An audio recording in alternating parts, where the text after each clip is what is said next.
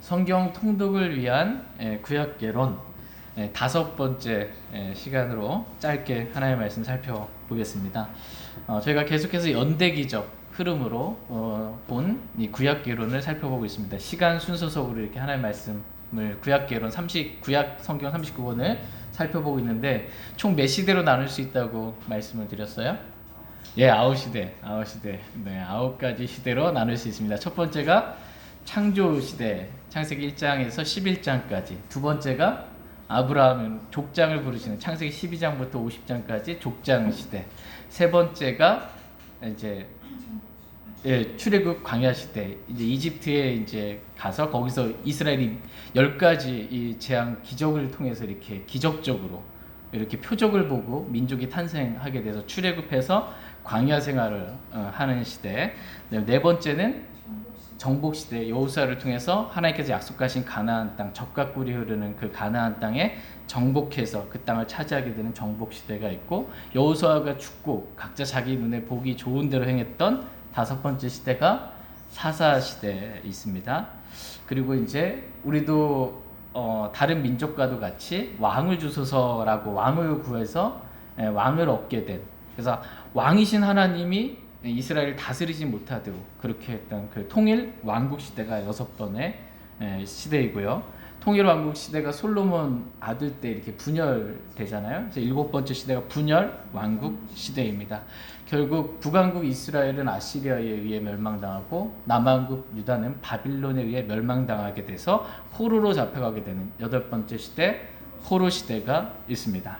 그리고 마지막 시대는 하나님께서 그렇게 포로로 잡혀갔지만 하나님은 긍휼과 은혜가 풍성하신 분이세요. 또 자신이 하신 약속의 말씀을 지키시는 분이세요. 그 약속의 말씀에 따라 또 긍휼의 하나님에 따라 다시 귀환하게 되는 마지막 9번째 귀환 시대가 있게 됩니다.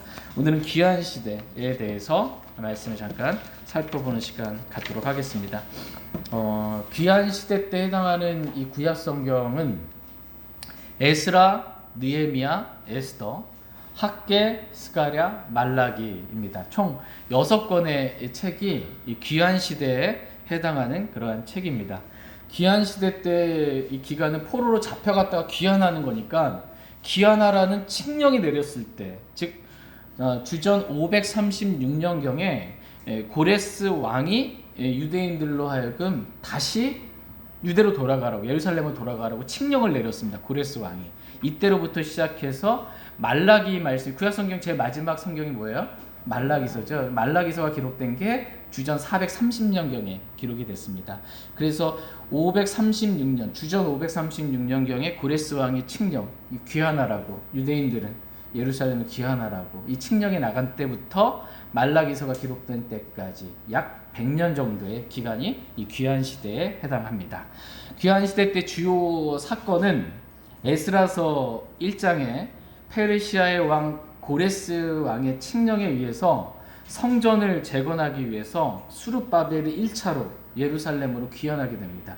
그 포로로 잡혀갔을 때에도 1차 포로, 2차 포로, 3차 포로로 이렇게 잡혀가는 것처럼 귀환할 때에도 1차 귀환이 있고 2차 귀환이 있고 3차 귀환이 있게 됩니다.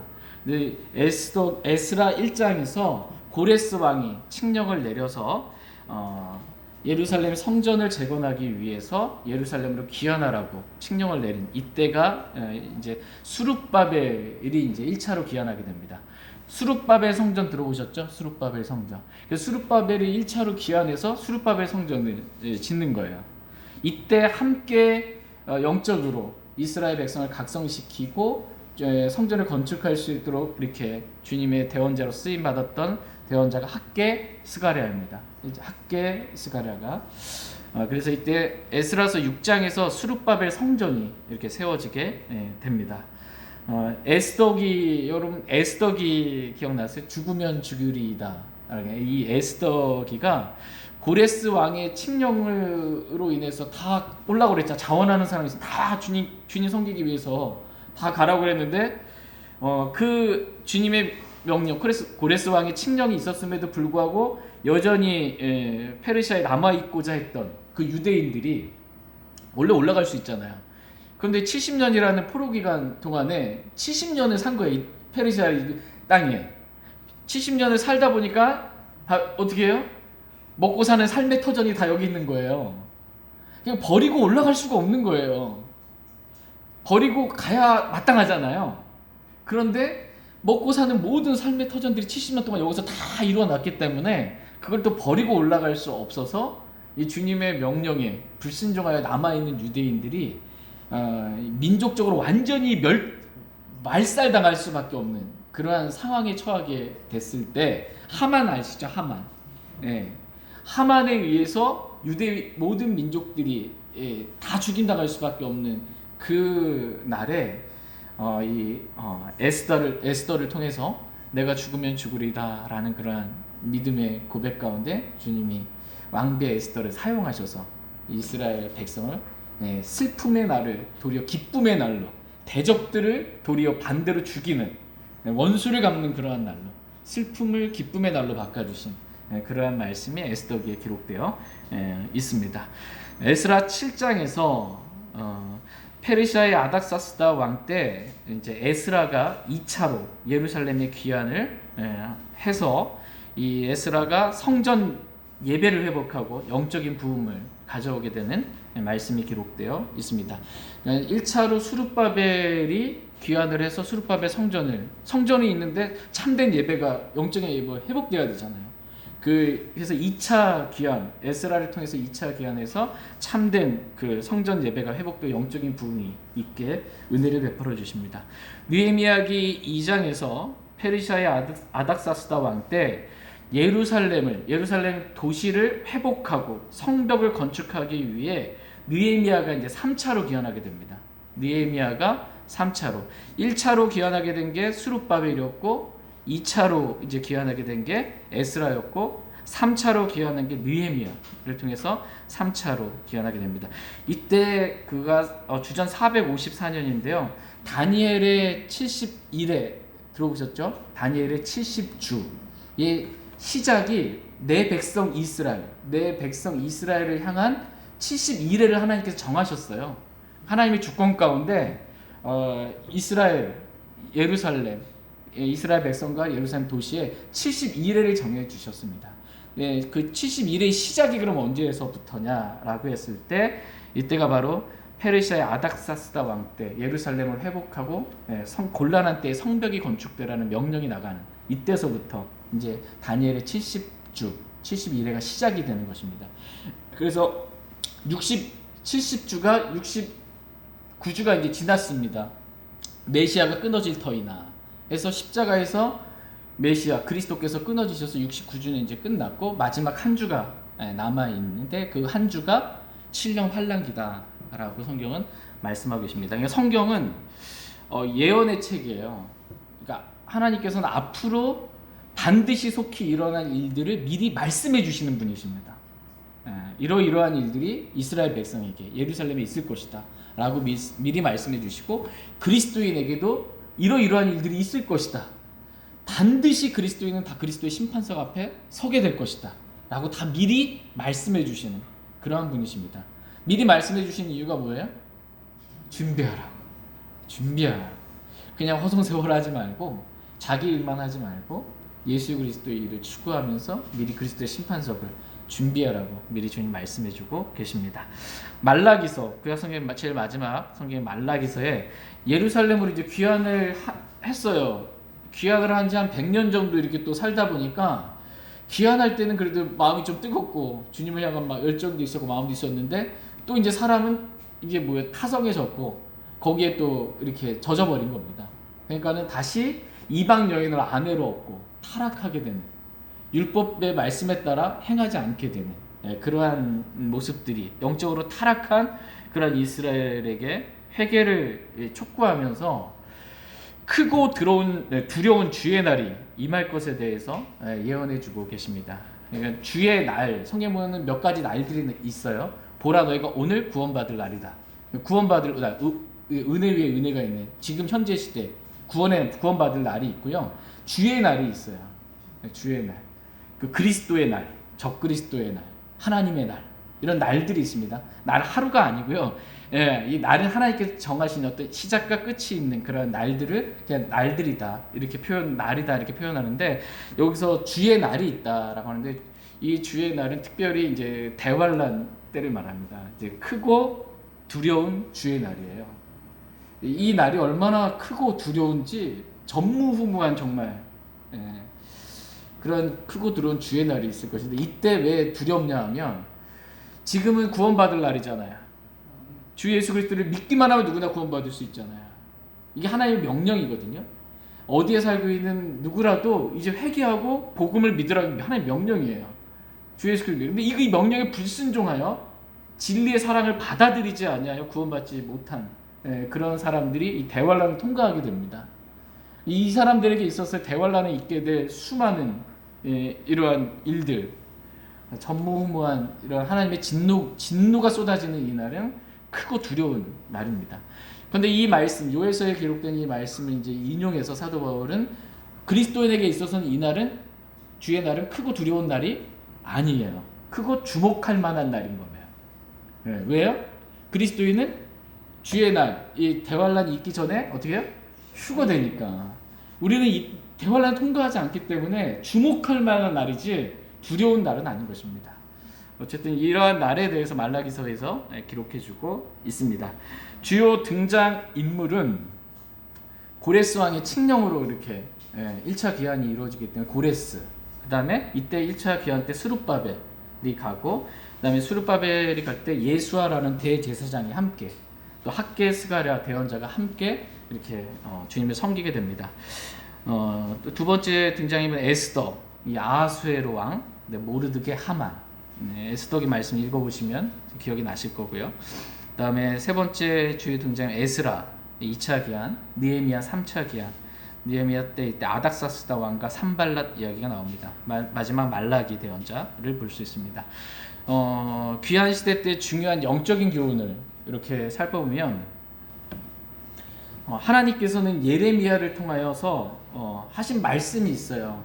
하나님께서 예레미야를 통하여 미리 하신 그 말씀을 이루시려고 고레스 왕의 영을 움직이셔서 페르시아에 거하는 모든 유대인들을 예루살렘으로 올라가라고, 그래서 주의 집을 건축하라는 칙령을 내리셨습니다. 예레미야서 29장 10절 11절 한번 보겠습니다.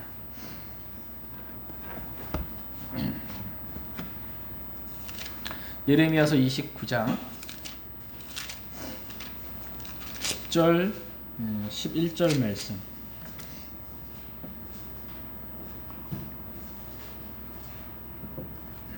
예레미야서 29장 10절 11절입니다. 10절 말씀 제가 먼저 읽겠습니다. 주가 이같이 말하노라. 바빌론에서 70년이 찬 뒤에 내가 너희를 돌아보고 너희를 향한 나의 선한 말을 이행하여 너희를 이곳으로 돌아오게 하리니,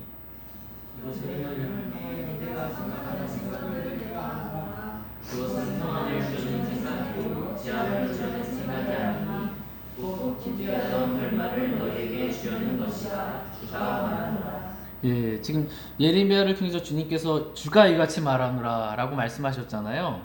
바빌론에서 몇 년이 바빌론 포로 생활이에요? 70년. 70년이 찬 뒤에 주님이 하신 말씀을 이루시려고 이스라엘 백성을 다시 귀환하게 한다라는 것입니다. 예레미야를 통해서 미리 말씀해 주신 거예요. 바빌론의 이 포로 생활 기간이 70년이다. 70년이 차면 귀환하게 될 것이다 라고 미리 예레미야를 통해서 말씀해 주셨습니다. 에스라서 1장 1절 말씀 보겠습니다. 에스라, 느헤미야, 에스라서 1장 1절.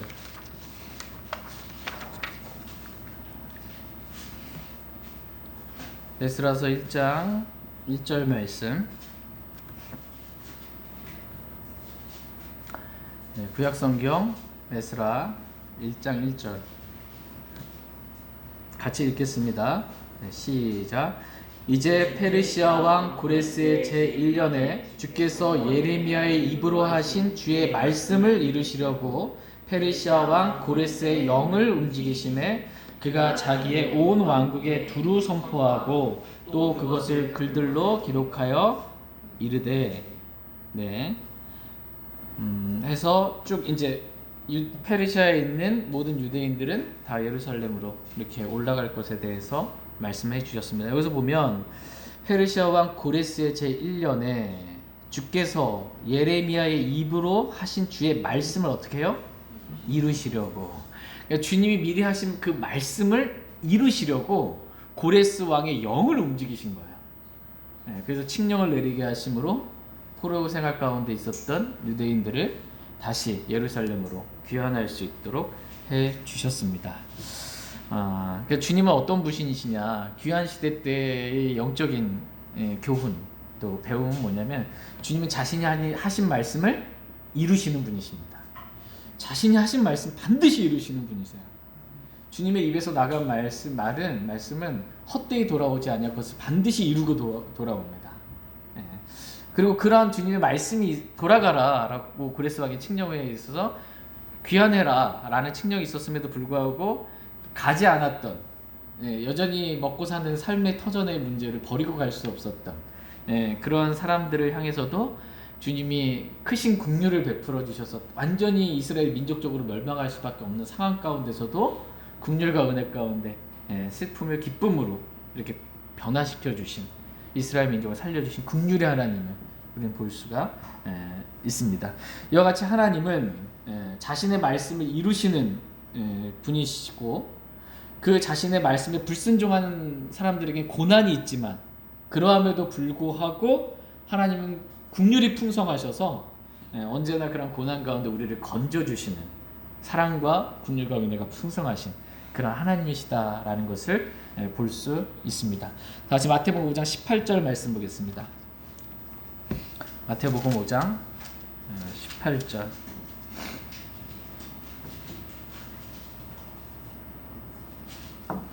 마태복음 5장 18절 말씀 같이 읽겠습니다. 시작. 진실로 내가 너희에게 이르노니 하늘과 땅이 없어지기 전에는 율법에서 1.1획도 결코 없어지지 아니하고 마침내 다 성취되리라. 아멘. 여러분 이 말씀 믿으십니까? 네. 하늘과 땅이 없어지기 전에는, 하늘과 땅은 없어질 겁니다. 지금 현재 있는 하늘과 땅은 새 하늘과 새 땅이 될 때 없어질 거예요. 신왕자 심판, 백보자 심판 때 하늘과 땅이 사라지고 온 우주에 셋째 하늘에 있는 하나님의 왕자만 딱 있고 그 왕자에 앉으신 예수 그리스도께서 백보자 심판 때 심판하실 것입니다. 하나님께서 예수 그리스도께 모든 심판을 맡겨주셨거든요. 그래서 이때 하늘과 땅이 사라지고 흰 왕자만 딱 남게 될 것입니다. 그리고 새 하늘과 새 땅이 있게 될 것입니다. 그렇게 되기 전까지 율법에서 1.1획도 1.1획도 결코 없어지지 아니하고, 없어져요? 안 없어져요? 결코 없어지지 않고 마침내 다 성취되리라 이렇게 말씀하고 계십니다. 귀한 시대 때 영적인 교훈은 뭐냐면 예레미야를 통해 미리 말씀하셨잖아요. 하나님께서 70년이 지난 뒤에 돌아오게 될 것에 대해서 그것을 이루시려고, 자신이 하신 말씀을 이루시려고, 그러니까 주님은 자신이 하신 말씀 반드시 이루시는 그러한 분이십니다. 근데 왜 이걸 안 믿는 건지 모르겠어요. 왜 이걸 안 믿고 여전히 없음 신약 성경에서만 2200단어 없는 성경을 그렇게 꼭 고집하고 있는지, 그죠? 하나님의 말씀 없어지지 않습니다. 마침내 다 성취가 됩니다. 대언자들을 통해 구약 성경에 보면요, 구약 성경에 기록되어 있는 에스겔서부터 시작해가지고 구약 성경에 있는 그 천년 왕국에 관한 수많은 말씀들이 있어요. 천년 왕국이 어떻게 될 것이며, 천년 왕국의 성전은 어떨 것이며, 천년 왕국의 땅은 어떨 것이며, 천년 왕국 때의 백성도 어떨 것이며, 이 천년 왕국 알릴 때 그 미리 말씀해 주신 말씀들이 있습니다. 그 천년 왕국에 관한 모든 말씀들 하나님 반드시 이루시는 분이십니다. 또 그리스도인의 휴거와 관련하여 기록되어 있는 모든 말씀들 다 이루시는 그러한 분이십니다. 다 성취될 것입니다. 시편 103편 말씀 읽고 오늘 말씀 마치겠습니다. 시편 103편 8절 9절 말씀. 시편 103편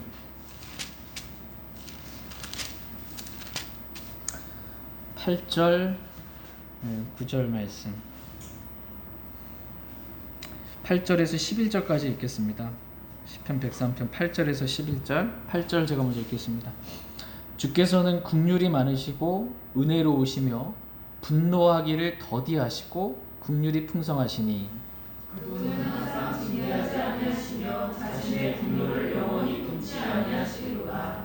그분께서 우리의 죄들에 따라 우리를 다루지 아니하시고 우리의 불법들에 따라 우리에게 갚지 아니하셨으니 하늘이 땅에서 높은 같이 그분을 두려워하는 자들을 향한 그분의 긍휼이 크시도다. 아멘. 네. 주께서는 하나님 어떤 분이신가를 할 때 긍휼이 많으시고 은혜로우시며 분노하기를 더디하시고 긍휼이 풍성한 분이시다. 또한 하나님은 항상 징계하지 아니하시며 자신의 분노를 영원히 품지 아니하시는 분이시다. 이렇게 말씀하고 계십니다. 그러니까 주님 이스라엘이 귀환하라고 고레스 왕의 영을 움직이셔서 하나님이 말씀하셨는데도 그 말씀에 불순종하여 땅에 먹고 사는 문제로 이 땅에 뿌리박고 살려고 했던 그러한 사람들에게 닥친 그러한 이스라엘이 완전히 멸망할 수밖에 없었던 그러한 때도 주님은 항상 주님은 분노, 징계하거나 자신의 분노를 영원히 품지 아니하시고 언제나 크신 사랑과 긍휼 가운데 그들을 회복시켜 주시는 그런 주님의 은혜와 긍휼을 우리가 볼 수 있습니다. 긍휼이 풍성하신 하나님을 저희가 또 기억하고 주님 앞에 늘 믿음으로 더 가까이 그에 나아가는 저희 모두가 되길 원합니다. 제가 기도하고 오늘 말씀 마치겠습니다.